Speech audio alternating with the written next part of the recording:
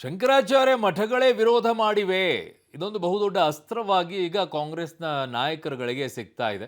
So ಹಾಗಾಗಿ ಅವರು ಹೇಳ್ತಾ ಇರುವಂಥ ಮಾತುಗಳು, ಅಪೂರ್ಣ ಮಂದಿರ ಉದ್ಘಾಟನೆ ಮಾಡಬಾರ್ದು ಅಂತ ಹೇಳಿದ್ದಾರೆ. ರಾಮ ಮಂದಿರ ಯಾರ ಅಪ್ಪನ ಮನೆ ಆಸ್ತಿ ಅಲ್ಲ ಅಂತ ಅಬಕಾರಿ ಸಚಿವ RB ತಿಮ್ಮಾಪುರ್ ಹೇಳಿಕೆಯನ್ನ ಕೊಟ್ಟಿದ್ದಾರೆ.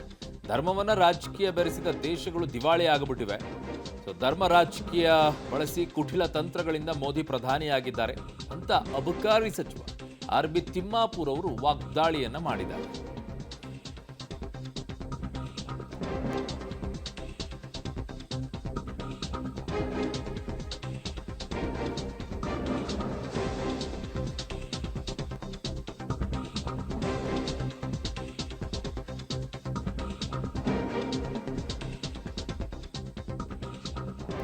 ಅಪೂರ್ಣ ಮಂದಿರ ಉದ್ಘಾಟನೆಯನ್ನ ಮಾಡಬಾರದು ಅಂತ ಶಂಕರಾಚಾರ್ಯ ಮಠಗಳೇ ಇದನ್ನ ವಿರೋಧ ಮಾಡಿಬಿಟ್ಟಿವೆ. ಈಗ ರಾಮ ಮಂದಿರ ಯಾರಪ್ಪನ ಮನೆ ಆಸ್ತಿ ಅಲ್ಲ ಅಂತ ಅಬಕಾರಿ ಸಚಿವ RB ತಿಮ್ಮಾಪುರ್ ಹೇಳಿಕೆಯನ್ನ ಕೊಟ್ಟಿದ್ದಾರೆ. ಧರ್ಮವನ್ನ ರಾಜಕೀಯ ಬೆರೆಸಿದ ದೇಶಗಳೆಲ್ಲ ದಿವಾಳಿ ಆಗಿ ಹೋಗ್ಬಿಟ್ಟಿವೆ ಅಂತ ಹೇಳ್ತಾ ಇದ್ದಾರೆ. ದುಬೈ ಏನ್ ಮಾಡಿದೆ?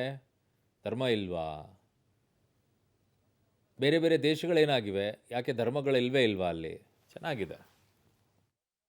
ಅನುಷ್ಠಾನದಲ್ಲಿರ್ತಕ್ಕಂಥ ವಿಚಾರಗಳನ್ನ BJPಯವರು ಮರೆಮಾಚಿ ಅದನ್ನು ರಾಜಕಾರಣಕ್ಕೆ ಒಯ್ದು ರಾಜಕೀಯ ಲಾಭ ಪಡ್ಕೋಬೇಕು. ರಾಮ ಮಂದಿರ ಯಾರೋ ಅಪ್ಪನ ಮನೆ ಆಸ್ತಿ ಅಲ್ಲ. ಹಿಂದೂ ಧರ್ಮದಲ್ಲಿ ನಾವೆಲ್ಲರೂ ಇದ್ದೀವಿ.